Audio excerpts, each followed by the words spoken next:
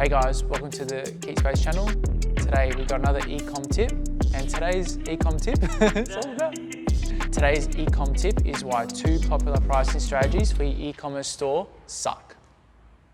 There are so many pricing strategies out there, and some are seriously great, but these 2 that we're going to talk about today may actually be devaluing your business and damaging the way customers see your Ecom brand. In this week's e-commerce tip, we're going to be discussing 2 pricing strategies and why you shouldn't use them.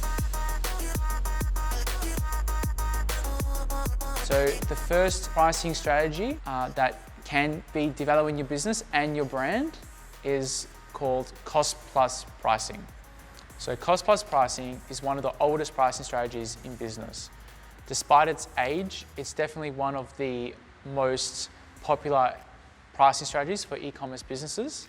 So basically it works by taking the cost of production and adding a fixed margin or dollar amount on top to create the final retail price. So why does cost plus pricing suck? Cost plus pricing is a simplistic method of pricing your product. And while it's so easy to understand, the problem comes from when you're trying to calculate the true cost of producing a product. Because if you stuff up that calculation, then you might actually be coming out with a loss, for example. So let's say you find out that the cost of production is $15 by your calculation, but really is $25, and then you say, I'm going to put a 10% margin on it.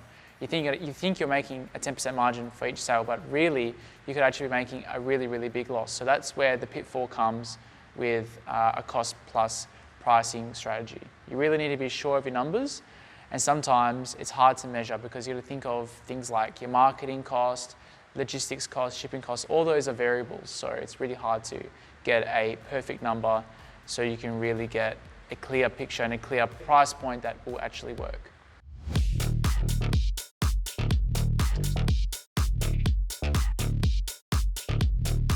So the second strategy I want to talk to you about today is competitor-based pricing.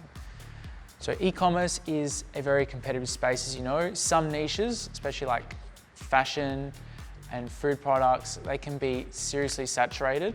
So one way that e-commerce businesses are trying to compete is by using a competitor-based pricing strategy. So what is that?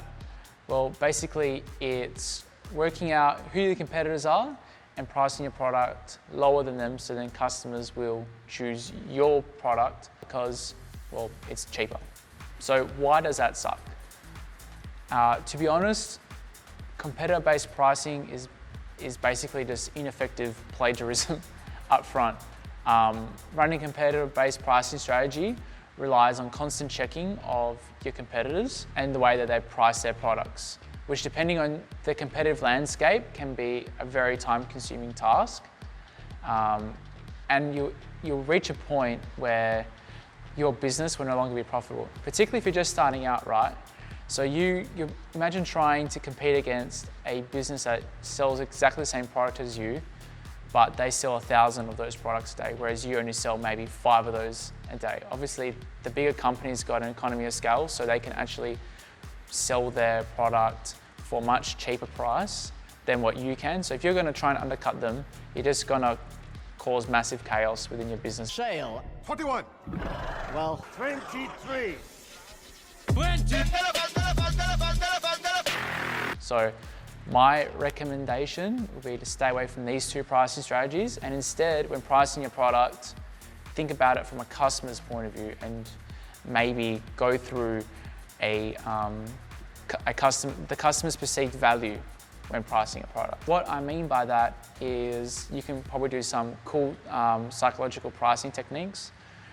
So one being like on a really basic level, if you're selling a product for $25.99 and then you're going to add $4 on shipping, instead of on your website showing $25 and then plus $4 for shipping, you could just group it all together in one nice number. So you can do $29 plus free shipping.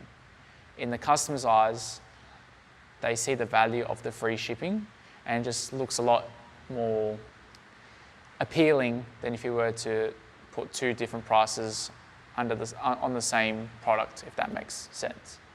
The other way to look at it is don't be afraid to price your product high, because higher priced products mean that your product is of better quality, or maybe there's an actual reason why the price is so high. I mean, if Tiffany can sell paper clips and piggy banks for several thousands of dollars, I don't see why you can't price your product maybe $5 higher than your competitor.